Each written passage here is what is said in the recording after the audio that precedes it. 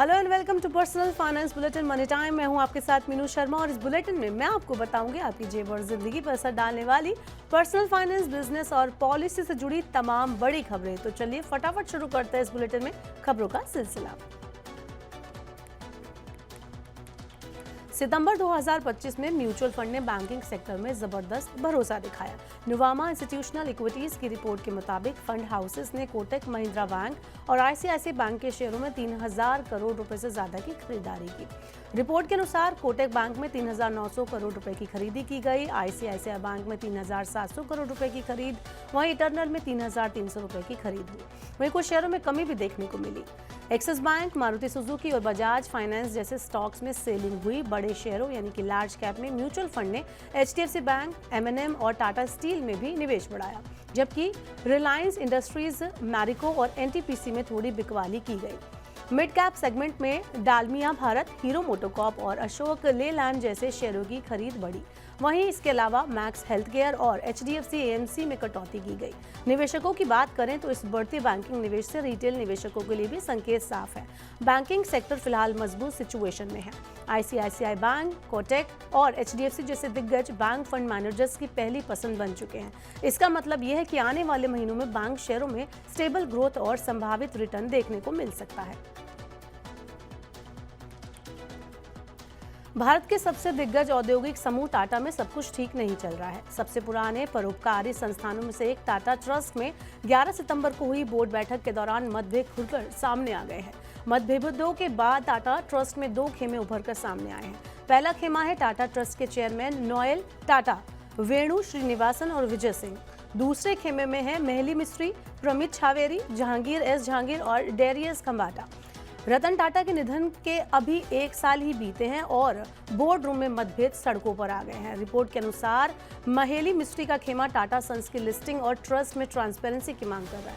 दूसरी तरफ नोएल टाटा का खेमा टाटा सन्स की लिस्टिंग के पक्ष में नहीं है, जबकि शापुरजी पालोनजी समूह ने यानी कि एसपी ग्रुप टाटा सन्स की लिस्टिंग के लिए दोबारा से सेबी का दरवाजा खटखटाया है। अब देखना यह होगा कि इस पूरे झोल झपाटे का निवेशकों पर क्या असर पड़ता है। चलिए आगे बढ़ते हैं और बताते हैं आपको महंगाई के क्या हाल हैं। तो रिटेल महंगाई के बाद थोक महंगाई दर में भी गिरावट आई है। मंगलवार को कॉमर्स मंत्रालय से जारी आंकड़ों के अनुसार भारत का होलसेल प्राइस इंडेक्स बेस्ड महंगाई दर सितंबर में वार्षिक आधार पर 0.13% रहा, जबकि अगस्त में ये 0.52% पर था। मंगलवार को जारी सरकारी आंकड़ों के अनुसार खाद्य पदार्थों, इंजन और मैन्युफैक्चरिंग वस्तुओं की कीमतों में कमी के कारण सितंबर में थोक होलसेल प्राइस इंडेक्स यानी WPI घटकर 0.13% रह गया। सरकार ने एक प्रेस रिलीज में कहा कि सितंबर 2025 में महंगाई की पॉजिटिव दर मुख्य रूप से खाद्य उत्पादों, अन्य मैन्युफैक्चरिंग, गैर खाद्य वस्तुओं, अन्य परिवहन उपकरणों और टेक्सटाइल आदि की कीमतों में वृद्धि के कारण आई। WPI आंकड़ों के अनुसार सितंबर में खाद्य पदार्थों में डिफ्लेशन 5.22% रहा, जबकि अगस्त में ये 3.06% पर था और सब्जियों की कीमतों में गिरावट देखी गई। सितंबर में सब्जियों में डिफ्लेशन 24.41% रहा, जबकि अगस्त में ये 14.18% पर था। उत्तर प्रदेश सरकार ने अपने राज्य के करीब 15 लाख सरकारी कर्मचारियों को दिवाली का तोहफा दिया है। उत्तर प्रदेश के मुख्यमंत्री योगी आदित्यनाथ ने मंगलवार यानी 14 अक्टूबर को राज्य सरकार के कर्मचारियों को वित्त वर्ष 2024-25 के लिए बोनस देने का ऐलान किया। मुख्यमंत्री योगी ने कहा कि निर्णय कर्मचारियों के परिश्रम और निष्ठा के प्रति राज्य सरकार की सराहना का प्रतीक है। बात करें किन कर्मचारियों को इसका फायदा मिलेगा और अधिकतम बोनस कितना होगा, तो इसके लिए मुख्यमंत्री योगी आदित्यनाथ ने सोशल मीडिया प्लेटफॉर्म एक्स पर लिखा कि दीपावली के पावन पर्व से पूर्व प्रदेश के 14.82 लाख राज्य कर्मचारियों को बोनस प्रदान किया जाएगा। वेतन मैट्रिक्स लेवल 8 तक के कार्मिकों को 30 दिन की उपलब्धियों के आधार पर प्रति पात्र कर्मचारी 6,908 रुपए तक का बोनस दिया जाएगा।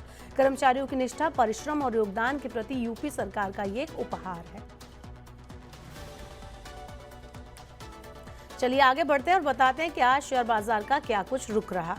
तो भारतीय शेयर बाजार के ज्यादातर बड़े इंडेक्स लगातार दूसरे दिन लाल निशान में बंद हुए।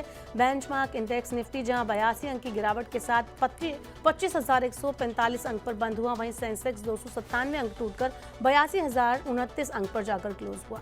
अमेरिकी बाजार में तेजी के चलते जहां भारतीय बाजार के आईटी स्टॉक्स में मंगलवार को अच्छा मोमेंटम देखने को मिला, लेकिन बैंकिंग सेक्टर में आया मुनाफा वसूली के चलते मार्केट के ओपनिंग सेशन की तेजी पर बिकवाली हावी हो गई। मंगलवार को निफ्टी 0.32% की गिरावट के साथ 81,085 अंक टूटकर 25,145.50 अंक पर जाकर क्लोज हुआ। वहीं सेंसेक्स 0.36% की गिरावट के साथ 297.07 अंक टूटकर 82,029.98 अंक पर जाकर क्लोज हुआ। निफ्टी में जहां मैक्स हेल्थ स्टॉक 1.42% के साथ टॉप गेनर स्टॉक रहा, वहीं डॉक्टर रेड्डीज 2.17% की गिरावट के साथ टॉप लूजर स्टॉक रहा। बैंकिंग स्टॉक में सिर्फ आईसीआईसीआई बैंक हरे निशान में बंद हुआ, बाकी सभी बैंक स्टॉक लाल निशान में बंद हुए।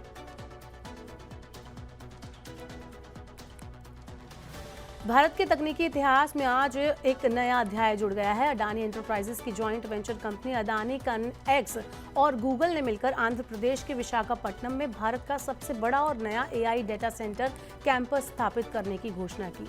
इसके तहत गूगल तकरीबन $15 अरब का निवेश करेगी। ये साझेदारी देश की डिजिटल कैपेसिटी को बेहतर मुकाम पर ले जा सकती है। इससे इस प्रोजेक्ट से ग्रीन एनर्जी के क्षेत्र में भी भारत की भूमिका को ग्लोबल लेवल पर मजबूती मिलेगी। गूगल का ये निवेश लगभग 15 अरब अमेरिकी डॉलर यानी कि 1.25 लाख करोड़ रुपए का है, जो अगले 5 सालों में 2026 से 2030 में चरणबद्ध रूप से किया जाएगा। ये निवेश सिर्फ एक डेटा सेंटर बनाने तक लिमिटेड नहीं है, सीमित नहीं है, बल्कि इसमें गीगावाट स्तरीय डेटा इंफ्रास्ट्रक्चर, सब सील केबल नेटवर्क और ग्रीन एनर्जी सोर्सेज का विकास भी किया जाएगा। इस प्रोजेक्ट को पूरा करने में अडानी कनेक्स, एयरटेल और कई ग्लोबल टेक्निक साझेदारों की भागीदारी होगी। ये केंद्र भारत के उभरते हुए एआई इकोसिस्टम पर फोकस करेगा। अब चलिए अब बात करते हैं हाईवेज पर गंदे टॉयलेट्स की। आमतौर पर पब्लिक टॉयलेट्स को उनकी गंदगी के लिए ही जाना जाता है। सार्वजनिक स्थलों पर बने शौचालयों को लेकर अक्सर ऐसी शिकायतें आती रहती हैं।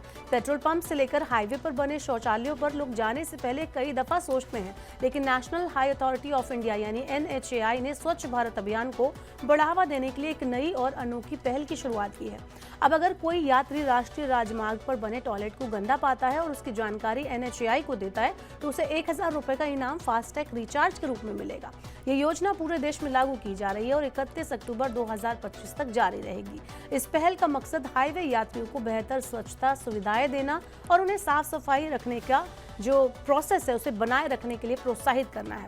इस योजना के तहत यात्रियों को शिकायत दर्ज करने के लिए राजमार्ग यात्रा ऐप का इस्तेमाल करना होगा। ऐप में गंदे टॉयलेट की एक साफ जियो टैग्ड और टाइम स्टैम्प्ड फोटो अपलोड करनी होगी। इसके साथ यात्री को अपना नाम, वाहन का रजिस्ट्रेशन नंबर, मोबाइल नंबर और सटीक लोकेशन दर्ज करनी होगी। रिपोर्ट की जांच के बाद अगर जानकारी सही पाई जाती है तो NHAI उस वाहन नंबर के फास्टैग में 1,000 रुपए का रिचार्ज करवा देगा। चलिए टेक सेक्टर में देखते हैं क्या कुछ खास है। तो एप्पल इस हफ्ते अपने यूजर्स के लिए कुछ नया लाने वाला है। Apple iPad pro, vision pro headset और 14 इंच मैकबुक प्रो के नए वर्जन को लॉन्च कर सकता है। ये सारे डिवाइस नए M5 चिप के साथ आएंगे, लेकिन इस बार एप्पल कोई बड़ा इवेंट नहीं करेगा। कंपनी ऑनलाइन घोषणाओं और छोटे वीडियो के जरिए इन प्रोडक्ट को पेश करेगी यानी लॉन्च करेगी। हालांकि लॉन्च की तारीख पक्की नहीं है। सोमवार को अमेरिका और कनाडा में छुट्टी है। भारत में भी इस हफ्ते घोषणा की उम्मीद है। ब्लूमबर्ग के मुताबिक नया आईपैड प्रो पहले ही रूस में लीक हो चुका है। वहां के अनबॉक्सिंग वीडियो से कुछ जानकारी सामने आई है। इस टैबलेट में M5 चिप और कम से कम 12 GB रैम होगी। बाहर से इसमें ज्यादा बदलाव नहीं किया गया है, बस पीछे आईपैड प्रो लिखा हुआ नहीं होगा। परफॉर्मेंस में सुधार होगा। टेस्ट में पता चला है कि नया आईपैड प्रो पिछले M4 मॉडल से 12% तेज CPU और 36% बेहतर ग्राफिक्स देगा। कुछ अफवाहें थी कि इसमें 2 फ्रंट कैमरे होंगे जिससे वीडियो कॉलिंग आसान हो जाएगी, लेकिन लीक हुए मॉडल में ऐसा कुछ नहीं दिखाई दे रहा है, इसलिए ये साफ नहीं है कि फीचर आएगा या नहीं। तो फिलहाल के लिए इस बुलेटिन में इतना ही। वक्त हो गया आपसे विदा लेने का। अब आपसे होगी कल मुलाकात। पर्सनल फाइनेंस से जुड़ी खबरों को पढ़ने, सुनने, उनसे जुड़े खास कार्यक्रमों को देखने के लिए आप मनी 9 के YouTube चैनल को जरूर सब्सक्राइब कर लें। साथ ही आज का हमारा मनी टाइम आपको कैसा लगा नीचे हमें कमेंट करके अपना फीडबैक जरूर दें। फिलहाल के लिए इस बुलेटिन में इतना ही। बने रहिए मनी 9 के साथ। नमस्कार, शुभ रात्रि।